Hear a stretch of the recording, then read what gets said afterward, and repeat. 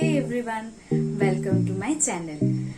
রথ এসেই গেল, তাই আজকে আমি তোমাদের সাথে খুব কম উপকরণ দিয়ে তৈরি করা যায় এরকম একটা ইনস্ট্যান্ট জিলিপির রেসিপি শেয়ার করব। তো চলো ইন্ট্রোটা বেশি না বাড়িয়ে ভিডিওটা শুরু করা যাক।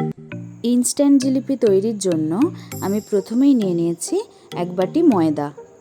এবার আমি এতে অল্প অল্প করে জল মিশিয়ে একটা ব্যাটার তৈরি করে নেব। একবারে অনেকটা জল মেশাবেন না, এভাবে একটু একটু করে জলটা মেশাতে হবে। এবার ব্যাটারটা তৈরি হয়ে গেলে আমরা দিয়ে দেবো অল্প একটু ফুড কালার, দিয়ে ভালো করে একবার মিশিয়ে নেব। এটা সম্পূর্ণই অপশনাল, আপনারা চাইলে এটা স্কিপ করতে পারেন। এবার ভালো করে মিশিয়ে নেওয়ার পর আমরা এতে দিয়ে নেব এক প্যাকেট ইনো। মনে রাখবেন এক বাটি ময়দাতে কিন্তু আমি এক প্যাকেট ইনো ব্যবহার করেছি। ইনোটা দেবার পর এভাবে আমি খুব ভালো করে আরও একবার মিশিয়ে নেব। ইনোটা দেবার পর এতে একটা বাবলস ক্রিয়েট হবে। আরও একবার ভালো করে মিশিয়ে আমরা এটাকে 15 মিনিট ঢাকা দিয়ে রেখে দেবো। এবার আমরা শিরাটা তৈরি করে নেব। তার জন্য আমি দিয়ে দিলাম এক বাটি চিনি ও এক বাটি জল। এবার আমি এতে দিয়ে দেব দুটো ছোট এলাচ। একবার ভালো করে নাড়িয়ে দেব। এরপর আমি এই পর্যায়ে মিশিয়ে দেব এক পিঞ্চ ফুড কালার। এটা একদম দোকানের মতন জিলিপিটাকে একটা কালার দেবে। শিরাটা ফুটতে থাক।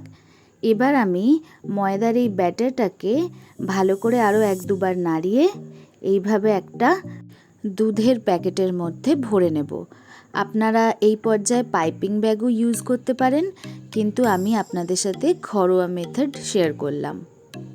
এবার আমার চিনি শিরাটাও রেডি হয়ে গেছে। এভাবে একটু চিট এলেই কিন্তু শিরাটা রেডি। এবার কড়াতে তেল দিয়ে তেল গরম হলে আমি এভাবে জিলিপিগুলোকে ভেজে নেব।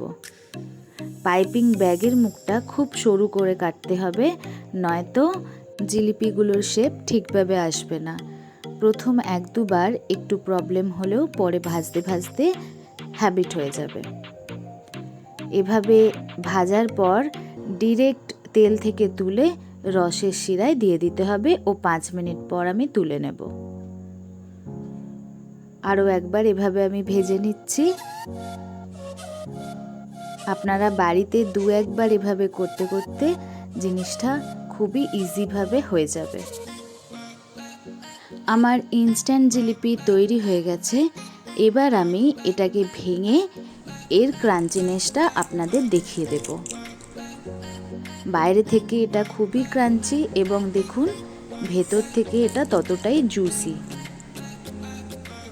আমার এই ইনস্ট্যান্ট জিলিপির রেসিপিটা ভালো লেগে থাকলে তোমরা অবশ্যই বাড়িতে ট্রাই করো, আর সবাই মিলে আনন্দ করে ভালোবেসে খেও।